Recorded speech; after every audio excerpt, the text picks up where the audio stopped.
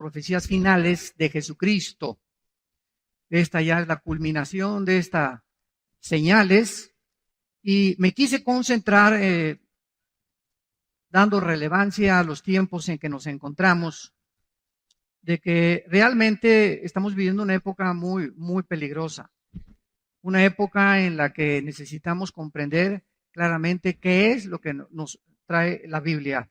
Y en Mateo capítulo 24, donde vamos a iniciar la culminación de esta serie, las primeras conferencias las pueden ustedes adquirir, se las recomiendo porque es un estudio bastante profundo acerca de las profecías que Jesucristo mencionó que iban a tener relevancia para que nosotros pudiésemos discernir y reconocer en qué tiempo de la historia nos encontramos.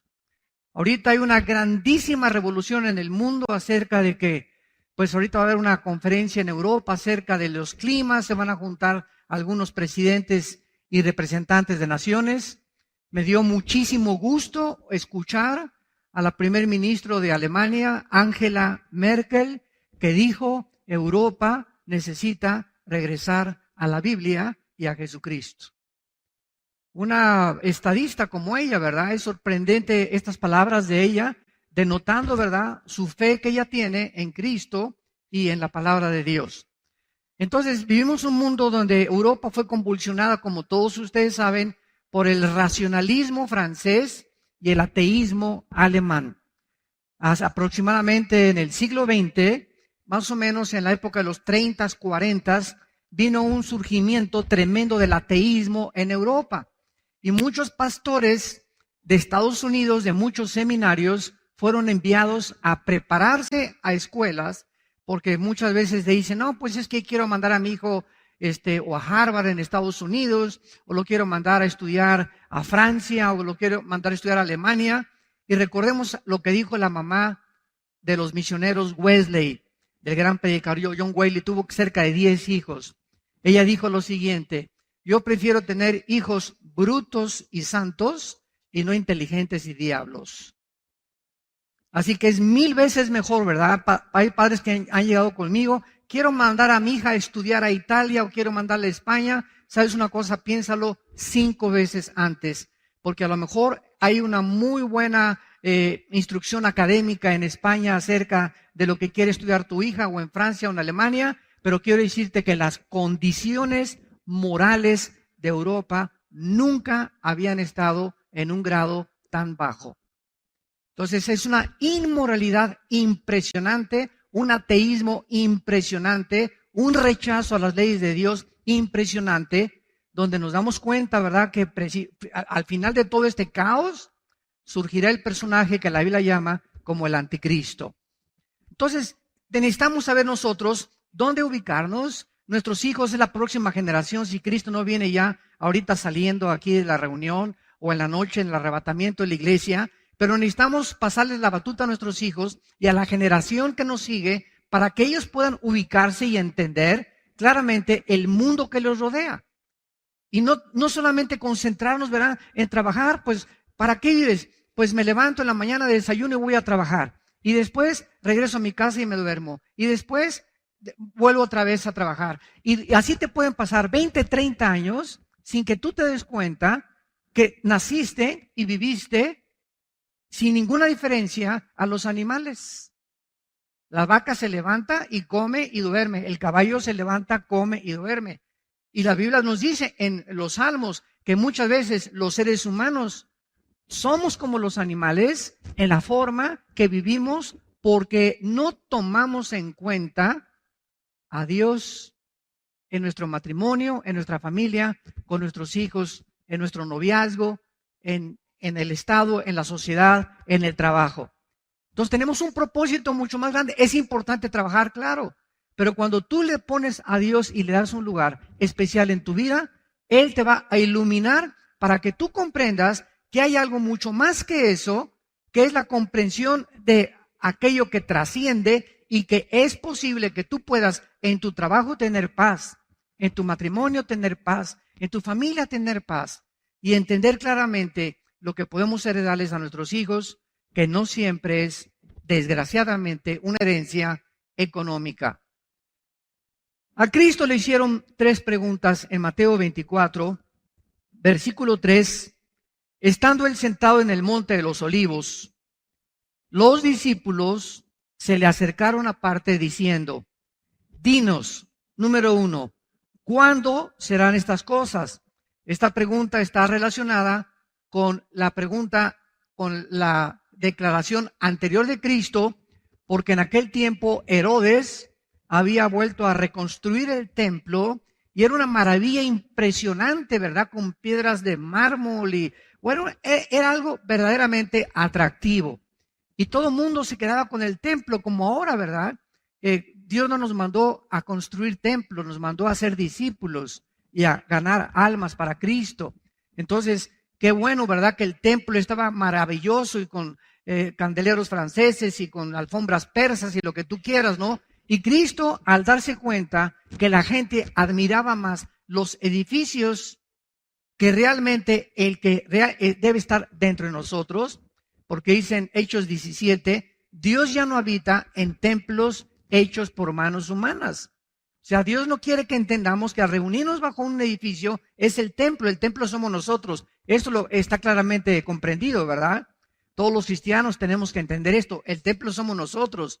Entonces Cristo dijo, ven, este templo va a ser destruido en 3 días. Y entonces ellos lo asimilaron como si fuera algo físico, pero estaba hablando de su muerte y resurrección.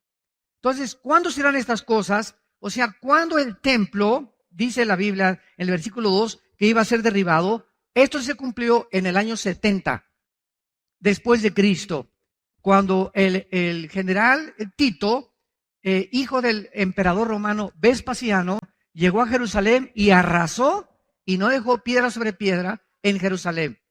Desde ese tiempo hasta 1948, o sea, estamos hablando casi cerca de 2000 años, Jerusalén había estado completamente en manos de los gentiles y no había habido adoración, se dispersaron los judíos por el mundo entero y en 1948, ante los ojos expectantes del mundo, Jerusalén se convierte y a Israel en un estado libre, soberano e independiente.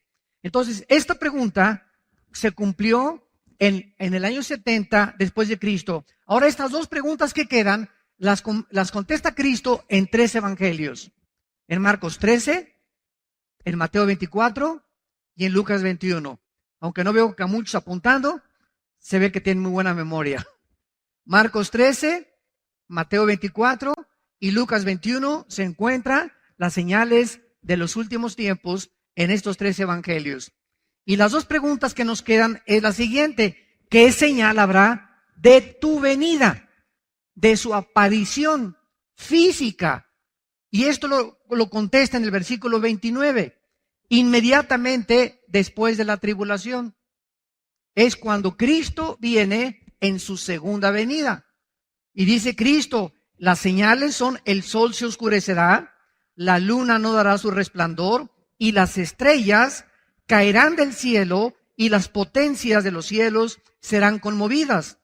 Entonces aparecerá la señal del Hijo del Hombre en el cielo, y entonces lamentarán todas las tribus de la tierra, y verán al Hijo del Hombre viniendo sobre las nubes del cielo con gran poder y con gran gloria. Notemos algo, en el arrebatamiento de la iglesia, que está en primera de Tesalonicenses 4, del 13 al 17, Cristo no toca los pies en la tierra.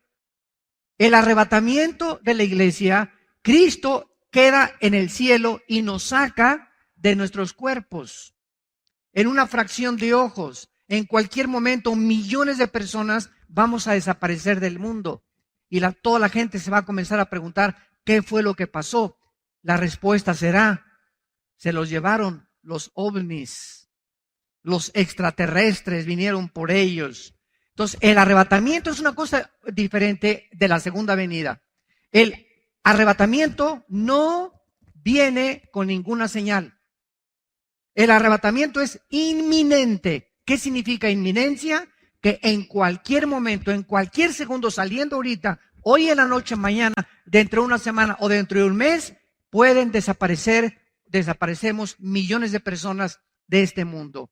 La segunda venida será después de la tribulación, cuando el anticristo se enfrente en la guerra del Armagedón, cuando las naciones se junten, como lo vamos a ver, contra Jerusalén, y habrá señales en el cielo, se conmoverán las potencias de los cielos, y será algo visto por todo el mundo, tanto el occidente como el oriente, verán a Cristo viniendo con nosotros y con sus ángeles, y bajamos ya con Él a establecer el reino milenial prometido a Abraham, Isaac, Jacob, David, Salomón y a todos los profetas del Antiguo Testamento. Entonces, esta es la señal. Y finalmente dice Cristo, la última pregunta, ¿y qué señal habrá del fin del siglo? Y es lo que estamos estudiando. ¿Qué señales se están cumpliendo ahorita en nuestra generación? Cristo contesta en el versículo 4, respondiendo Jesús les dijo, lo primero que Cristo les dijo es que tengamos cuidado de ser engañados con falsas señales, desde luego. La capacidad de engañar la puedes ver tú en un mago. Muchos de ustedes han ido al circo o han ido a espectáculos de los magos, ¿verdad? Y luego estamos hablando de la magia blanca, que agarran el mago y te saca un pañuelo y te sacan los pájaros de aquí, salen los pájaros de por acá, etcétera, etcétera. Y el ojo se queda estupefacto.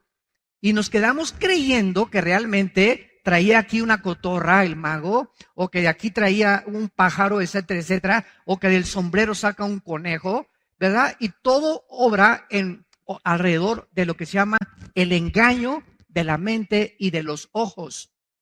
David Copperfield, por ejemplo, es uno de los magos más sobresalientes en el siglo XX y XXI. Él tiene su espectáculo en Las Vegas regularmente, y tú vas a ver a David Copperfield. Hace algún tiempo mi esposa y nosotros fuimos a ver qué es lo que realmente estaba, y te paras enfrente de él y de repente aparece ahí en la pared y volteas y dice, pero hace segundos estaba aquí y ahora él está ahí. ¿Y saben ustedes cómo se llama esto? Esto se llama un holograma. O sea, tú puedes presentar aquí a un cantante muy famoso sin que él esté. Es el holograma de él. Y aparece y crees y lo jurarías que es él. Es como una condensación en el área y en el espacio de esta persona. Y no es él, no está ahí. Y muchos ya están haciendo eso en el mundo. Cuando se enferman de la tos, algunos cantantes o espectáculos, aparecen hologramas de ellos y son realmente como si fueran ellos en realidad. ¿Qué cosa? Engañan al público. Bueno, si el engaño puede ser físico, imaginémonos el engaño espiritual. Ahora, ¿cómo podemos prevenirnos nosotros ante el engaño espiritual? Porque en el engaño físico, a menos que el mago me diga cómo está el truco, oye, ¿cómo le hiciste para sacar ese conejo? ¿O cómo le hiciste para que te metieran una caja y te metieran espadas y parece que lo atraviesan y sale la muchacha de la caja como si no le hubieran hecho absolutamente nada? Hasta que no nos los explique el mago, no podemos detectar el truco, aunque sabemos que es un truco, desde luego, no podía ser real, ¿verdad? Pero ¿cómo podemos discernir nosotros el problema de no ser engañados espiritualmente? Vayamos al libro de los Hebreos y veamos en el capítulo 5, porque es tiempo de tomar en serio a Dios. Hebreos 5 dice el versículo 12 al 14, porque debiendo ser ya maestros, o sea, si hay cristianos que me escuchan en esta mañana o a través de las redes sociales, ahorita estamos en internet y estamos alcanzando a millones de personas ahorita a través del internet.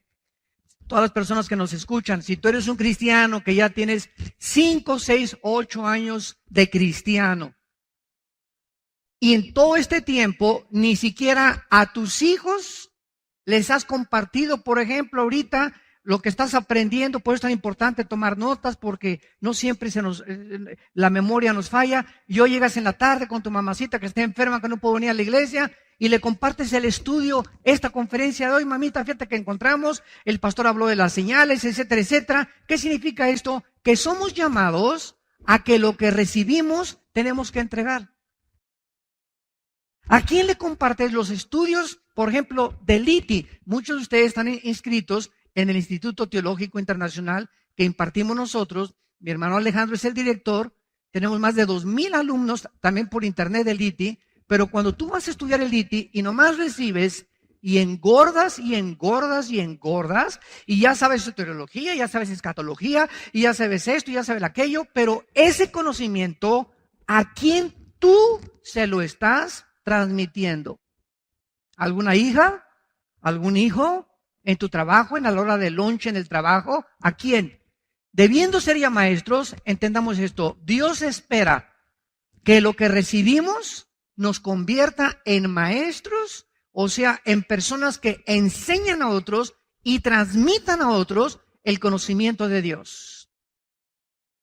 Esto es muy importante que tú lo entiendas y lo tomes en serio.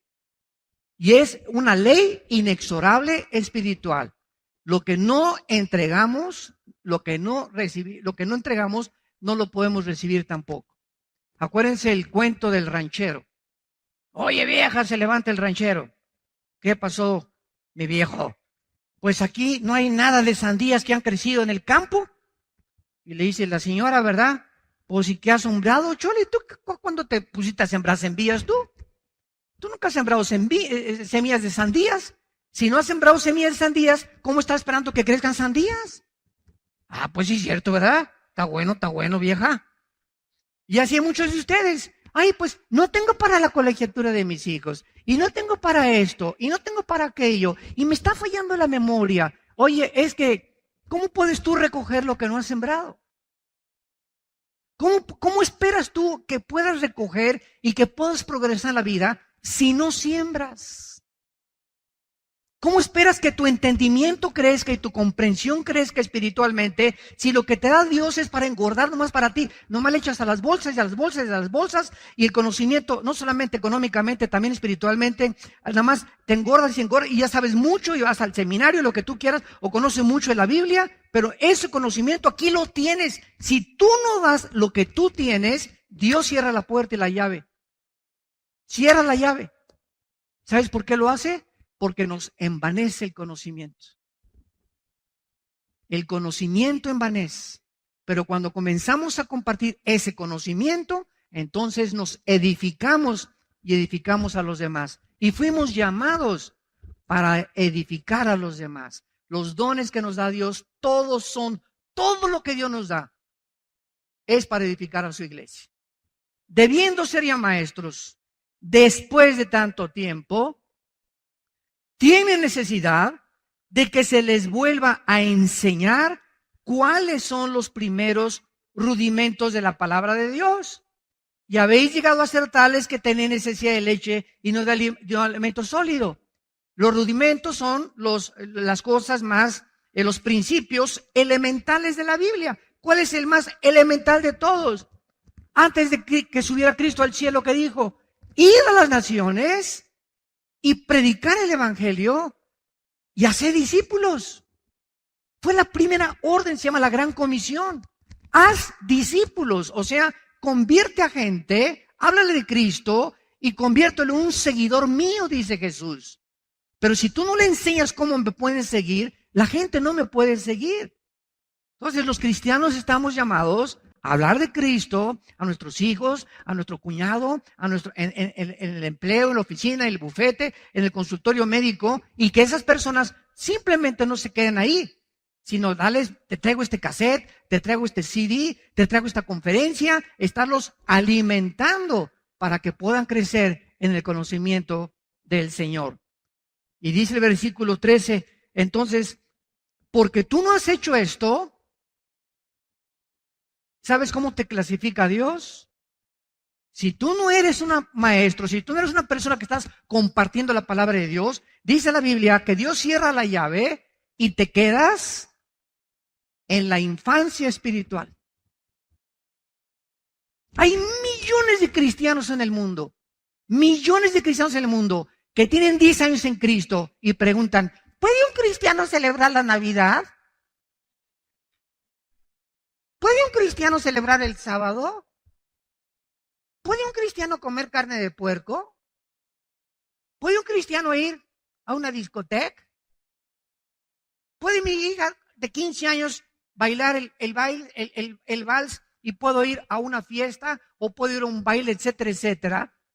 Debiendo ser maestros y teniendo ya una claridad de lo que a Dios le gusta y lo que a Dios no le gusta, aún no saben discernir y siguen preguntando. ¿Por qué? Porque son niños, infantes espirituales y fácilmente engañados. Porque si hay alguien fácil de engañar es a los niños, ¿verdad? Con trucos. Si a los adultos se nos engaña, imagínense a los niños.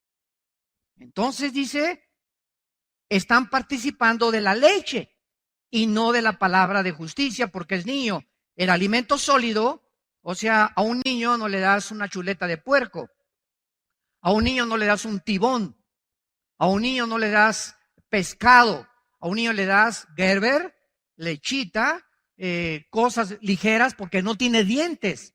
Hasta que le crezcan los dientes, el niño es capaz de poder asimilar la comida y masticar. Entonces hay muchos de ustedes que todavía no tienen dientes espirituales y todavía, ¿qué significa la predestinación? Y es cierto que Dios es poderoso. Si es poderoso, ¿por qué no destruye al diablo? ¿Por qué no ha acabado Dios con la maldad si Él tiene el poder? Si no ha acabado con la maldad, conclusión, es porque Dios no existe o porque no es bueno. Estos silogismos y esta tesis que les acabo de presentar son las que argumentan los ateos contra nosotros los cristianos. Y te agarran en un programa de radio o te entrevistan en la televisión o vas a algún foro universitario. Tú eres cristiano, a ver, pásale para acá. O cuando estés en la universidad, en el Politécnico, en la universidad o en cualquier lado donde tú estudies y comienzan a atacarte porque somos el blanco de la burla. Porque la mayor parte de la filosofía secular saben que no tenemos respuestas. Y por eso atacan a los cristianos y se burlan de ellos. El alimento sólido es para los que han alcanzado madurez por el amor de Dios. José, María y el burrito que los acompaña. Para los cristianos que han madurado, ¿cómo se madura? Compartiendo la palabra. En el momento en que damos la palabra y hablamos la palabra y enseñamos la palabra y a mi mamá y voy a visitar al asilo y a los viejitos les comparto la palabra, el momento que estamos entregando la palabra de Dios, hay algo misterioso que sucede en el mundo espiritual que al dar nos edifica a nosotros y nos madura más rápido de lo que nos imaginamos. Es para los que han alcanzado madurez. Para los que por el uso tienen los sentidos ejercitados en el ¿qué cosa? Discernimiento. Esta palabra diacrisis en el griego significa distinguir entre lo que es bueno y lo que es malo, entre el bien y entre el mal. Entonces, si tú quieres no ser engañado en la época que vivimos, y no ser engañado por lo que dice CNN en la televisión, y lo que dice Fox News, y lo que dice la revista Cosmopolitan, y lo que dice Chispirito, y lo que dice, Virito y Capulina ya no existen, ¿verdad? Fueron de mi época. Etcétera, etcétera, ¿verdad? Si no queremos ser engañados y no queremos ser orientados con una falsa información de los medios de comunicación, necesitamos madurar en Cristo. Necesitamos entender que necesitamos madurar. Muy bien, regresamos a Mateo. Y es la primera advertencia que Cristo nos hace. Cuídense de ser engañados.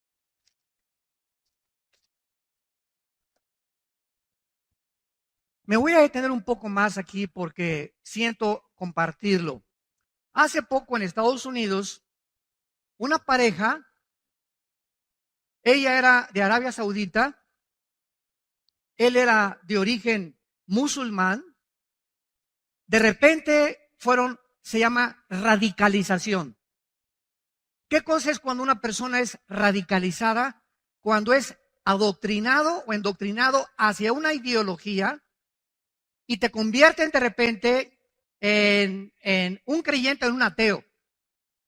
O de repente te conviertes y aceptas que la filosofía de ISIS, el grupo terrorista monstruoso que está ahorita tratando de establecer el califato en el Medio Oriente, es lo que tú fuiste llamado, y van jóvenes de México y de Estados Unidos y de Italia y se unen a un grupo terrorista porque son personas que están buscando algo por lo cual vivir, cansados de la hipocresía del gobierno, de las religiones, etcétera, etcétera, y se quieren identificar por algo. Esto es algo inherente de la juventud, el idealismo, y entonces abrazan engañados una ideología o un sistema de pensamiento que los va a llevar a su propia autodestrucción. Pero lo que quiero compartir es lo siguiente. En todos estos casos, lo que los sociólogos, antropólogos, psiquiatras o psicólogos están percibiendo es que cómo puede una persona cambiar en 24 horas. La mamá de uno de los jóvenes estos radicalizados que mataron a 14, se metieron a 14 a un centro de discapacitados con ametralladoras R-15 Bushmaster y entraron con pistolas Sig Sauer y con pistolas 45, etcétera, etcétera, y mataron allá a 14 personas sin decir agua va. Y de repente dice la mamá, pero ¿cómo es posible? Tenían un bebé y eran buenas gentes. ¿Cómo es posible que esta persona pueda cambiar de repente? Y es algo que tenemos que entender claramente. Es increíble cómo un hijo tuyo puede llegar a ser algo de lo cual tú nunca te imaginaste. Y tú dices, pero si tenía cara de San Clodomiro, mi hijo. Mi hija se parecía a Santa Rita de Casia. O esta persona era mi compañero en mi trabajo, era amable, era una buena persona. Y de repente lo encuentras que está involucrado, ¿verdad?, en algo tremendo. O un pedrasta, o como lo puedo decir, ¿verdad?, porque es del conocimiento público, este negrito Bill Cosby, que después de ser uno de los comediantes más famosos de Estados Unidos, violó a más de 45 muchachas. Y de repente se abre la coladera y sale toda la mugre y se manifiestan los corazones. Entonces, esto es lo que yo quiero decir. Es increíble cómo una persona puede comenzar bien y terminar mal. Una de las cosas que me he dado cuenta en los 38 años que tengo, no de edad, ¿verdad?, ni de convertido tampoco, pero en todos estos 38 años, porque en el 74 yo me convertí, en el 77 formé parte de un grupo evangelista y me fui de misionero 3 años a la sierra entre Oaxaca y entre Guerrero. Alán, mis hijos estaban chiquititos, éramos completamente pobres, comíamos la papaya que arrancábamos del árbol, se los pueden decir mis hijos, los mangos que cortábamos, lo que yo pescaba en el mar. No teníamos, yo dormía, me tapaba con periódicos cuando estaba con los misioneros. Tuve 3 años así, mi cojín era un ladrillo, me enseñaron a que lo forrara con periódicos y ahí descansaba. Yo conozco qué es lo que es carecer completamente, lo que es ser pobre que ni con flex tengas para comer. Así comenzamos el ministerio nosotros. No como estamos ya ahorita, que Dios ha podido empujarnos un poco más y más, pero comenzamos desde abajo completamente. Y en todo este tiempo que llevo predicando en las naciones el Evangelio de Cristo, me he encontrado con buenos predicadores, con buenos misioneros, y regreso a un país y me dicen, ¿se acuerda usted de ese pastor o se acuerda usted de esa persona? Claro que sí me acuerdo. Pues hermanos, fíjense que cayó. ¿Cómo que cayó? Sí, como decía hace muchos años el famoso clavadista y uno de los primeros que ganaron medallas de oro en las Olimpiadas, Joaquín Capilla. En 1952-53, Joaquín Capilla fue el primer mexicano en ganar una medalla de oro en clavados. Y Capilla, que iba a nuestra iglesia, ya murió hace algunos años, nos decía, la lana la fama y la dama. El dinero, el orgullo y las mujeres son los tres enemigos de cualquier varón. Si no cae por una mujer, cae por amor al dinero o cae por amor al control y al dominio de los demás. Y estas son las cosas en las que debemos de tener cuidado y abrir completamente nuestros sentidos espirituales y darnos cuenta que un varón no puede jugar con las mujeres. Número uno. Un varón tiene que tener mucho cuidado en cómo administra sus bienes materiales. Y un varón nunca debe estar, nunca una persona que busca el control de otras personas o el dominio de otras personas es de Dios. Los más grandes siervos de Dios y los más grandes hombres que Dios usa son aquellos que no te dicen quiero un puesto o una posición, sino que te dicen ¿dónde puedo venir a barrer? ¿Dónde puedo venir a ayudar? ¿Dónde puedo venir a servir? Ayer en el desayuno, un ejemplo, ayer en el desayuno vino un hombre desde Saltillo al desayuno, desde Saltillo, Coahuila. Desde allá vino 12 horas manejando. Únicamente quería venir al desayuno. Llegó aquí a las 5 de la mañana al hotel. Ahí lo encontraron en la puerta. Y lo encontró uno de los siervos que trabajan con nosotros. Y le preguntó, ¿qué hace usted aquí? Estoy esperando la conferencia. Oiga, pero comienza hasta las 9:30. No importa. ¿Puedo barrer o puedo hacer algo mientras viene la conferencia? Y cuando llegué, le tuve que dedicar, ¿verdad?, todo el tiempo posible, porque él quería hablar conmigo, quería retratarse conmigo, dice que ama la palabra de Dios. Y cuando yo supe todas estas cosas, yo vi ahí un potencial de un gran hombre que Dios va a levantar. Imagínense nada más, ¿qué puedo hacer mientras se abren las puertas del hotel? ¿Puedo barrer? Me quieren llevar una persona con medios económicos solventes. Puedo acomodar las sillas.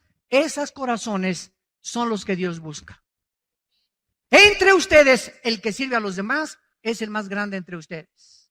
No el que busca que lo sirvan, el que se somete a la autoridad y no le importa qué humillación tenga. Ese es el corazón de Cristo, que siendo igual a Dios, no estimó el ser igual a Dios, sino que se humilló a sí mismo y tomó la forma de un siervo con nosotros. Y estando en condición de siervo, se humilló hasta lo sumo, haciéndose obediente hasta la muerte y muerte de cruz.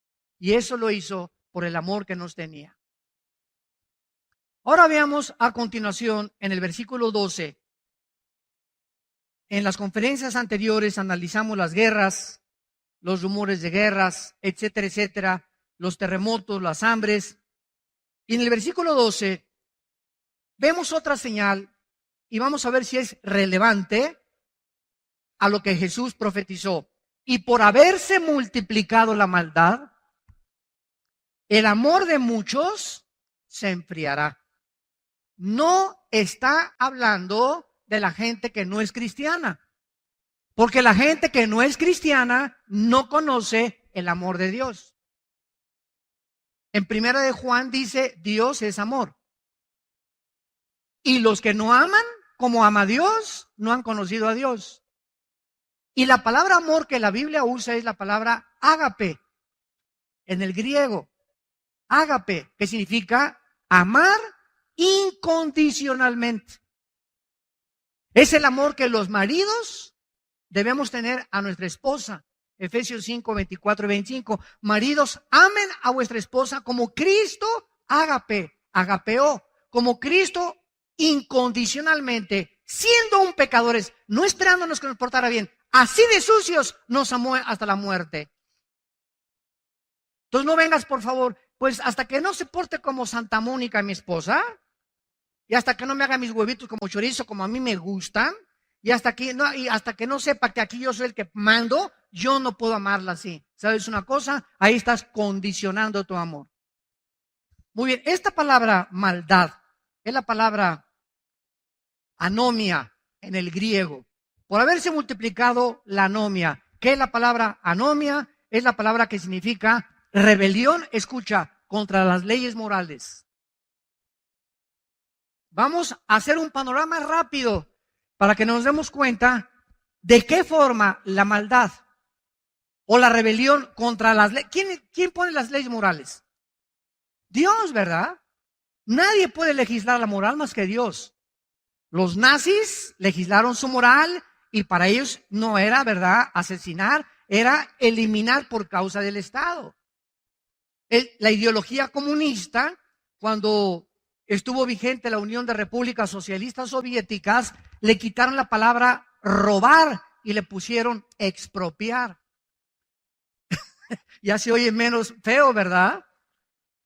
Y así vemos cómo nosotros, ¿verdad?, a través del tiempo, los seres humanos vamos barnizando, pintando el pecado. Entonces, cuando vemos que Dios nos advierte de que vendrá una rebelión contra las leyes morales, nos damos cuenta que esta revolución moral tuvo su inicio principalmente, síganme con mucho cuidado, en la década de los 60. En la década de los 60, estamos hablando hace aproximadamente 55 años, se inició una revolución en contra de las leyes morales de Dios, de inmoralidad e intelectualidad, principalmente en el occidente. Veamos rápidamente, desde los 60 hubo un surgimiento del ateísmo, del hipismo, el relativismo, el humanismo, evolucionismo, materialismo, hedonismo, etcétera, etcétera. Llega a las Américas Elvis Presley, los Beatles, los Rolling Stones, los Doors, Judas Priest, otros grupos de heavy metal que introducen, principalmente por los Beatles introducen al mundo la marihuana a los jóvenes. Cuando John Lennon se va a la India con el Maharaji, Tachi, Kachi, Mamakarachi, y desde allá regresan a Inglaterra con un churrote así, ¿verdad? Y presta para andar iguales. Y comienzan a poner de moda esa presta para andar iguales. Y en los 60, yo me acuerdo en los 60, sí, yo no tenía un solo amigo en los 60, uno solo que no se las tronara. Y no estoy hablando de personas de baja calidad o pobres, de personas de media clase alta y personas pudientes y profesionistas. Increíble. Ahorita vea Colorado. En Denver, ya hay una tienda de marihuana en Denver para vender marihuana. Y todo el mundo está marihuanándose en Denver, ¿verdad? Porque ya se permitió en Colorado el uso y el consumo de la marihuana. Bueno, todo esto comienza en los 60 y en los 60 se introduce la marihuana, el LSD, que es la dietilamida de ácido lisérgico. Ustedes escuchen, bueno, mejor no lo escuchen, pero la canción de los Beatles, ¿verdad? The Yellow Submarine, el hielo submarino, LSD, y Lucy in the Sky with Diamonds, Lucía en el cielo con diamantes, es LSD. Y John Lennon hizo esa canción en un viaje, en un pasosontote que se dio con este ácido lisérgico, el LSD. Entonces, ahí es cuando entra y todo el mundo comenzó a hacer viajes alucinantes, marihuana, cocaína, hashish, éxtasis. Y además de esto, en los 60 comienza la liberación sexual, donde se juntan millones de jóvenes en el mundo, para que tengan idea de cómo esto ha evolucionado, protestando contra la guerra de Vietnam, protestando contra la guerra de Corea, protestando contra la hipocresía de los adultos, contra los gobiernos, y se juntaron lo que se llamaron los hippies. Pregúntenle a mi hermano Alejandro que fue hippie. Mi hermano Alex, ¿verdad? Que es ahorita el director, ¿quién lo creyera, verdad? Que es el director del Instituto Teológico Internacional, traía el pelo hasta por acá y peace and love, ¿verdad? Y era la época, los 60, o sea, así andábamos casi el 90% de los jóvenes con el pelo largo, no queríamos trabajar, protestando, y comenzaron a hacerse comunidades para vivir 3 hombres con 5 mujeres, o 10 mujeres con 4 hombres, o al revés. Y en los 60 comenzaron a nacer millones de seres humanos sin un papá o sin una mamá, o por lo menos no sabían quién era el papá ni quién era la mamá. La revolución sexual de de los hippies. Ahora, aunado a esto, para que vean cómo el mundo ha comenzado a sumergirse en un caos completamente moral y filosófico, aunado a esto, surge Jean-Paul Sartre, el ateo del existencialismo francés, Jean-Paul Sartre, y escribe el libro La náusea y el muro. Y este hombre, Sartre, comienza a invadir. El joven ya estaba moralmente degradado, la marihuana, el hashish, el LSD, etcétera, etcétera. Físicamente el diablo ya estaba destruyendo a la juventud. Ahora venía el ataque intelectual a la mente, el ateísmo francés, de Rousseau y de todos los ateos que absorbió Jean-Paul Sartre. Y Jean-Paul Sartre comienza a decir, es que el existencialismo es la ideología en la que yo no necesito más que existir. No hay ninguna diferencia entre nosotros y los animales. Sartre, como lo vamos a ver más adelante, infectado por Carlos Darwin. Porque todo el siglo XX, los filósofos del siglo XX, que fueron Sigmund Freud con la mente humana, ateo. Friedrich Nietzsche, el padre del ateísmo del siglo XX, ateo. Carlos Marx y su capitalismo, ateo. Los más grandes pensadores del siglo XX, mentes filosóficas, fueron todos ateos. Y esta filosofía atea inundó las universidades. Harvard, Princeton, Yale, que fueron fundadas por pastores. Las más grandes universidades norteamericanas fueron fundadas por pastores para preparar líderes para el ministerio. Se convierten en bastiones del evolucionismo, del materialismo y del ateísmo. Infectados porque cuando te dicen que venimos de los animales y que no hay diferencia entre nosotros y los animales, dile a tu maestro que a quién se parece su abuelita. Y yo tengo la foto de mi abuelita y se parece a mi bisabuelita, tatarabuelita, etcétera, etcétera. Y tenemos, disculpe maestro, tenemos 6,000 años de historia, querido maestro universitario. Y en 6,000 años de historia, nadie se ha parecido a los changos de mi generación. Y jamás se ha encontrado en 6,000 años de historia una mutación entre una especie y otra especie. Una sola mutación no se ha encontrado de una especie de los perros caninos que se vuelvan felinos. O del ganado vacuno que se vuelva ganado porcino. Nunca jamás ha sucedido esto. Entonces, todo esto aunado a lo que los jóvenes estaban viviendo, viene Jean-Paul Sartre, luego viene Bertrand Russell y escribe un libro en los 50, ¿por qué no soy cristiano? Háganme el favor nada más. Inunda las universidades de todos lados. Luego viene en Italia Giovanni Papini. Yo me acuerdo que yo era, ese libro de Giovanni Papini lo usaba yo para perseguir a los cristianos. Porque los argumentos que esgrimía Papini eran casi imbatibles por mentes que no estuvieran desarrolladas en la filosofía cristiana. Papini, por ejemplo, decía, Dios te manda a amar a todo el mundo, ¿verdad? Sí. Y Dios no odia a nadie, ¿verdad? No. Entonces, ¿por qué no perdona al diablo? Decimos en mi rancho, échate ese trompo a la uña. Y te quedas así, ¿no? Y te agarras un cristiano, Dios...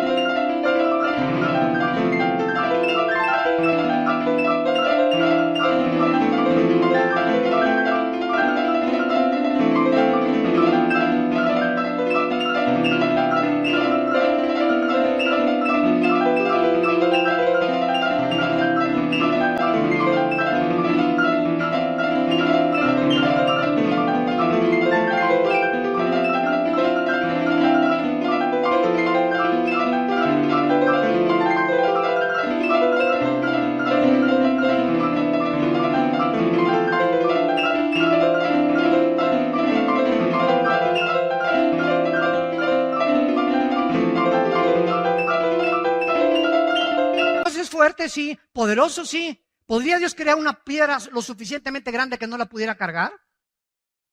Y cosas de esas. Dios es bueno, ¿verdad? Sí. Eso porque crió al diablo, sí es bueno. Dios es bueno, sí, ¿verdad? Entonces, ¿por qué permite que haya maldad y que mueran niños y que violen niños y que eso y el otro? Si Dios es bueno, ¿por qué permite esas cosas? ¿Y qué respondes tú? Y no hay respuestas dentro del nivel intelectual en que nos encontramos hasta que venimos a su palabra, donde sus pensamientos son revelados a nuestra mente finita y donde a través de su revelación podemos dar respuestas al mundo. Y esta es una de las razones por las cuales hace algún tiempo yo escribí el libro, lo pueden conseguir, Dios y la existencia del mal, que se llaman teodiceas, respuestas a los ateos que no puede nadie contestarle sus preguntas con preguntas que pueden ser contestadas únicamente con el conocimiento de Dios, porque lo incomprensible, solo lo comprensible lo puede asimilar de una mente incomprensible. Y aunado a todo esto, vienen los hippies con las filosofías orientales. Viene el peace and love de los hippies, vienen los maharashis, vienen los gurús. Los gurús son todos los maestros que guiaron a los Beatles allá en la India. Llegan a Estados Unidos y el maharashi, que fue el que indujo a los Beatles a fumar marihuana, al llegar a Los Ángeles, dice, Dios viene llegando y desembarcando en Los Ángeles. Aunado a esto, viene el misticismo y la visualización. ¿Qué es el misticismo? Es tratar de meter todo en algo místico, peace and love, con el churrote de mota, ¿verdad? Y yo nada más místico, ¿verdad? Yo visualizo, yo no quiero hacer nada, yo quiero paz, yo nada más quiero hacer el amor, ¿verdad? No meterme con nadie, ni trabajar, ni nadie. Y el misticismo entra a las personas, comienza una rebelión contra el coeficiente intelectual que Dios nos ha dado, y el misticismo entra a la iglesia por el amor de Dios. Todas estas corrientes tienen como objetivo final la iglesia de Jesucristo. Y ahora, desde los 70s en los 80s, comienzo a recibir, y muchos de ustedes, cartas donde me dicen que me venden un pañuelo ungido con Jerusalén. Donde me venden aceite ungido, agua ungida, donde me venden trapos ungidos, que porque si lo pongo junto a la almohada, el dolor de cabeza se me va a ir. Y viene un misticismo que entra a la iglesia cristiana y los cristianos comprando y mandando, sí, mándeme el trapo ungido, mande la botellita ungida, mándeme aquello, y brincamos del naturalismo y de la fe cristiana a la brujería. Porque eso es brujería pura, 100%.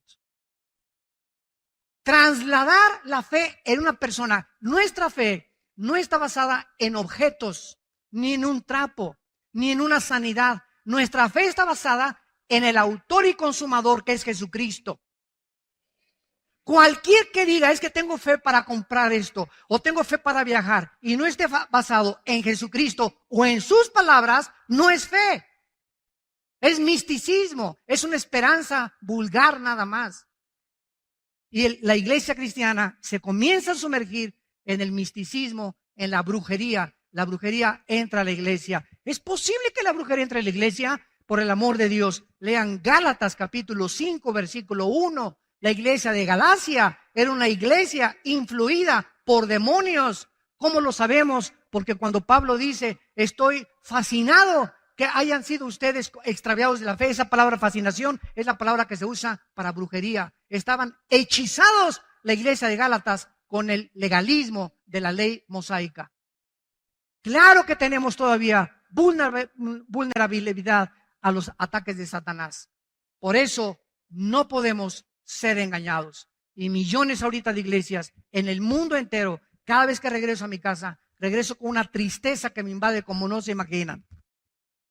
Los cristianos, ¿verdad?, no se disipulan entre semana, solamente se comen una torta milanesa el domingo y ya con eso creen que les va a durar toda la semana. No estudian la Biblia profundamente, no se enseña profecía, no se enseña escatología, no se enseñan los fundamentos de la palabra de Dios, y la iglesia está en el misticismo, experiencias, tóqueme, hermano, para que tenga otra unción. ¿Cómo que otra unción? Hay una sola unción nada más, es el Espíritu Santo. No hay dos, ni tres, por el amor de Dios. Ni en la Biblia del Mormón se encuentra una tercera unción.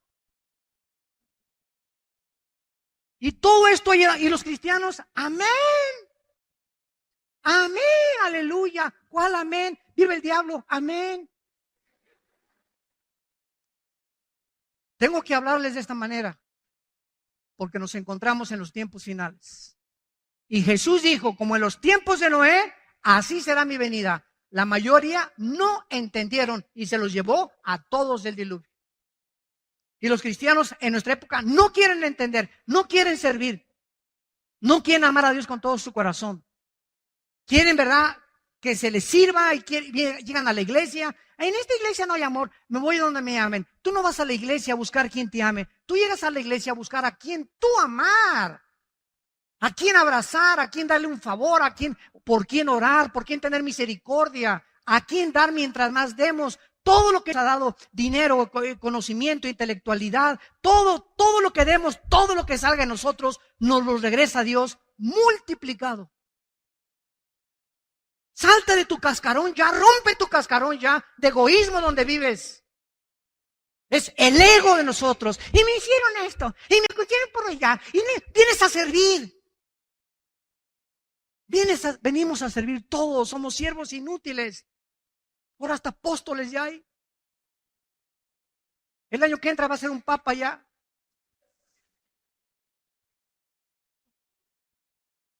Ya unos se llaman arcángeles. Y le agregamos a todo esto la revolución feminista. Ahora sí, todas las vírgenes había así por haber.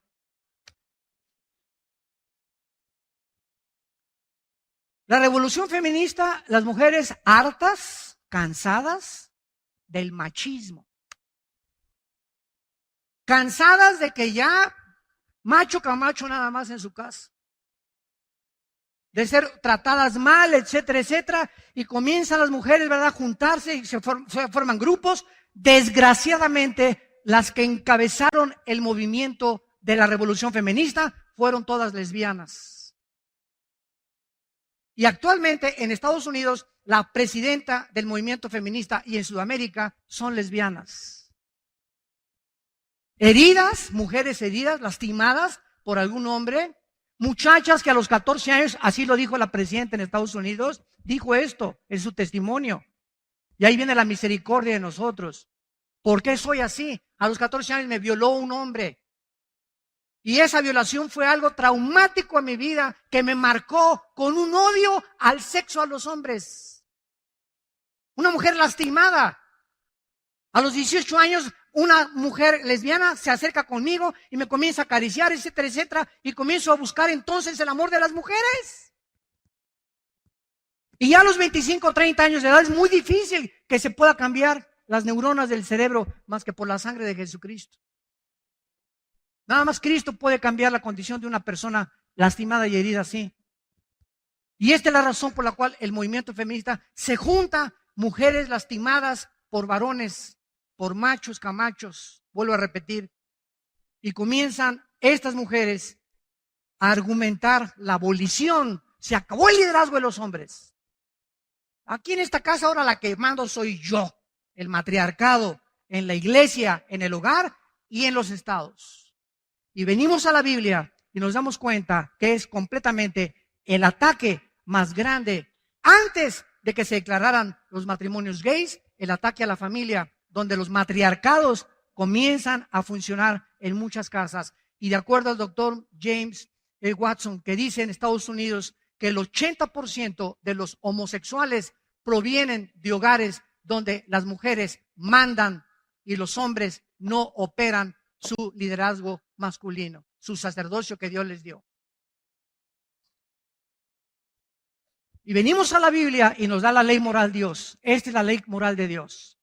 Para meternos al camino, para orientarnos y hacernos ver qué equivocados estamos en escuchar esto y aquello. Es Dios, Jesús dijo, yo soy el camino. Si seguimos a Cristo, Él nos va a guiar y nos va a sanar. Si tú tienes esta tendencia de rechazo a los hombres y me escuchas, o si tú eres hombre y te ves en el espejo y te bajas los chones y el espejo te dice que eres macho, que eres hombre, entonces si tu mente te dice que no, que eres mujer, traes tornillos flojos.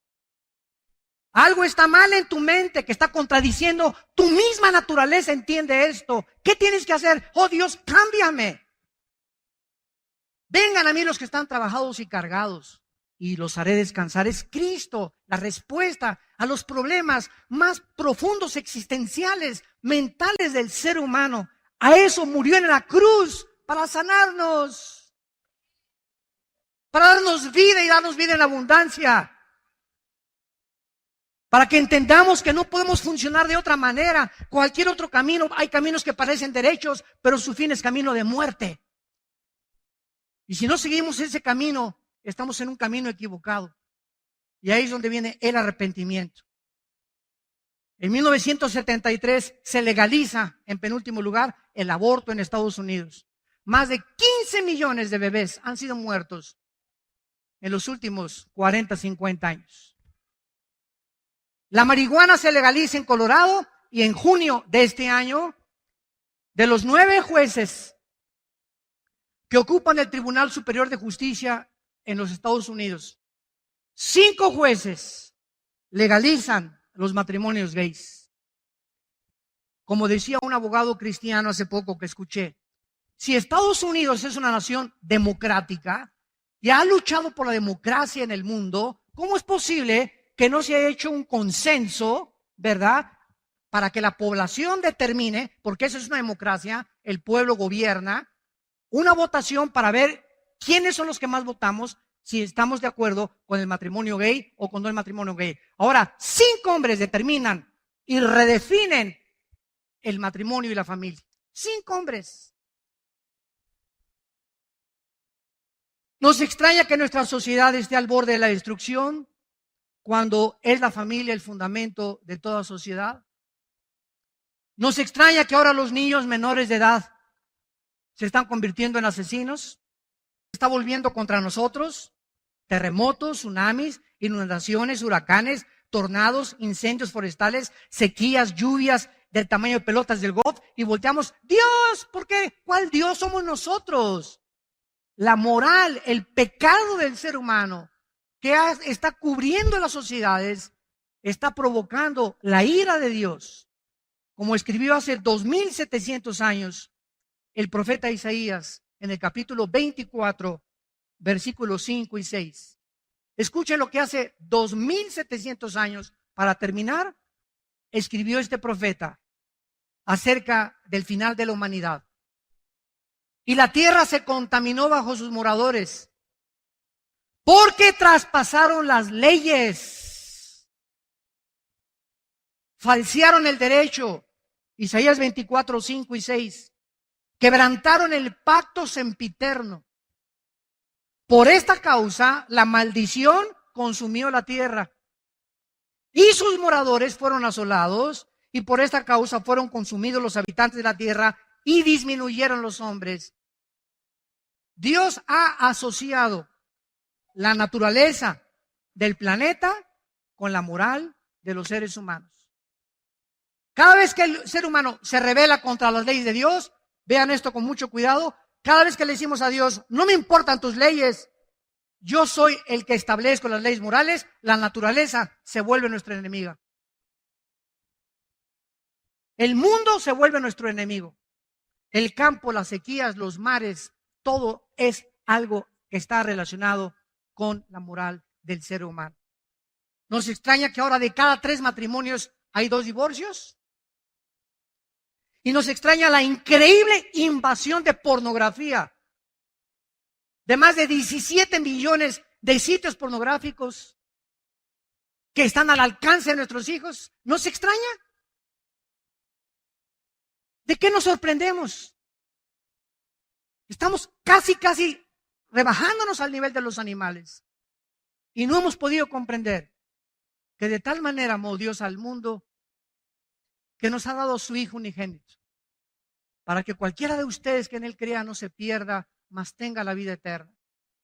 No hay un solo cristiano, uno solo, que haya venido a la cruz no lastimado. Todos venimos a la cruz lastimados ¿Quién no ha sido lastimado en su infancia o en su juventud? Si no lo fuiste en tu infancia, en tu juventud o en tu adultez. ¿Quién no ha atravesado un divorcio? ¿O quién no estuvo en las drogas? ¿O quién no ha cometido adulterio? Aquí no hay ningún San Pomponio. Aquí no hay nadie que pueda jactarse. Yo no he hecho nunca nada en mi vida. Todos hemos sido pecadores y todos nos alejamos de Dios y todos necesitamos su misericordia. No podemos apuntar y el dedo hacia atrás, sino entender que esa gente lastimada que está en el mundo es porque no ha oído de tus labios, tu familia, el mensaje de la cruz y de la reconciliación en el Hijo de Dios. Oremos. Padre, te damos gracias porque hemos sido elegidos según tu presencia en santificación del Espíritu para obedecer y ser rociados con la sangre de Jesucristo.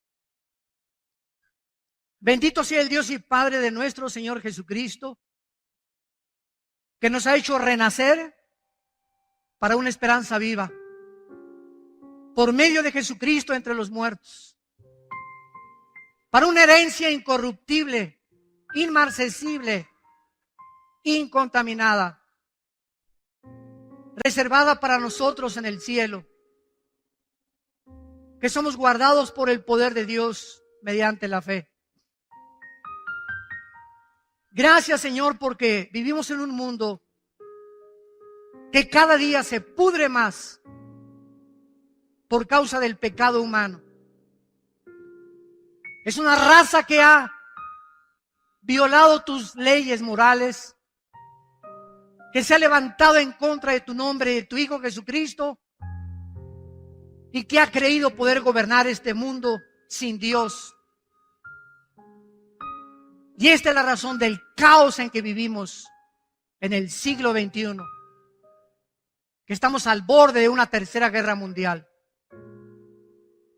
Señor, en esta mañana te pedimos por todas las almas que están escuchando este mensaje a través de las redes sociales, a través de la televisión, y las que se encuentran presentes, que con el poder de tu Espíritu y de tu palabra las hayas tocado y puedan estar bajo convicción en este momento de pecado, reconociendo que te han ofendido, que necesitan a Jesucristo, y te pido, Señor, que las traigas a la cruz, porque eres tú, Señor, el que nos llevaste a la cruz.